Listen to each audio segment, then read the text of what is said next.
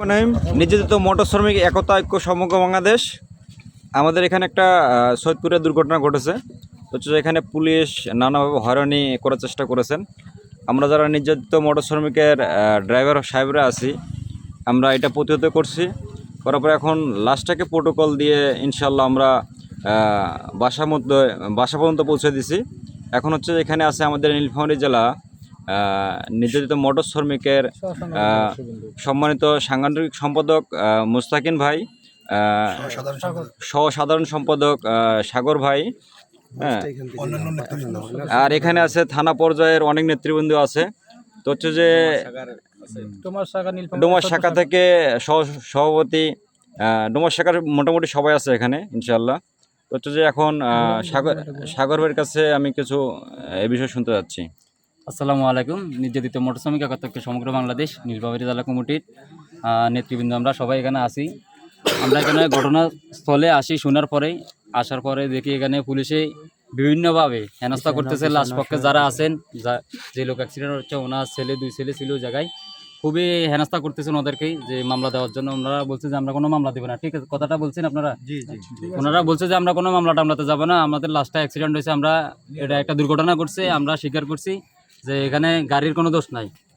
ঠিক আছে, ওনাদের কোনো অভিযোগ নাই, ওনারা লাশ নিয়ে যাবে। পুলিশওয়ালা প্রথম জবানবন্দি নিছে, সব কিছু ক্লিয়ার করার পরে কিছুক্ষণ পরে থানার থেকে নাকি ওসি সাহেব কল করছে। কল করার পরে ওনারা এবার উল্টা একটা গেম খেলতে চাইছিল লাশ পক্ষে যারা আছে তাদের সাথে। তো আমরা নির্যাতিত মোটর শ্রমিকে যারা ছিলাম তারা আমরা এই জিনিসটা করতে দিই নাই, আমরা প্রতিহত করার পরে লাশটা ওনাদের হাতে হস্তান্তর করি, ওনাদের বাসা পর্যন্ত নিয়ে আসার পরে ওনাদের বাসা পর্যন্ত পৌঁছা দিয়েছি।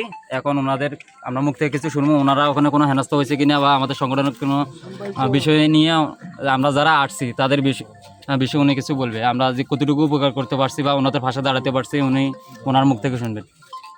ধন্যবাদ। বলেন। আসসালামু আলাইকুম। একটু জোর বলেন কথাটা। আমার নাম আবুল হোসেন। কি হন? আমার ভিকটিম হচ্ছে আমার খালু, ও খালুর নামও আবুল হোসেন। যাক, আমরা খবর পাওয়ার পরে গেছিলাম, যাওয়ার পরে দেখি যে অনেক লোকজন জড়ো হয়ে গেছে। লোকজন জড়ো হওয়ার পরে আমরা তো পুলিশ আসার পরে আমরা লাশ নিয়ে আসতে চাইছিলাম, সেখানে পুলিশ আমাদেরকে বাধা দিল যে আমরা থানা নিয়ে যাব।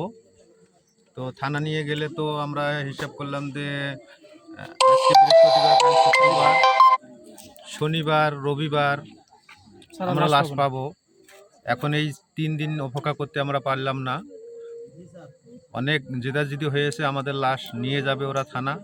আমরা ওখানে নিরুপায় হয়ে গেছিলাম। তারপরে ওখানে স্থানীয় ভাই আমাদেরকে বলল যে মোটর শ্রমিক লোকের বা ভাইরে একটু কথা বলিয়া দেখেন আপনাদের সমস্যা সলভ হয় নাকি।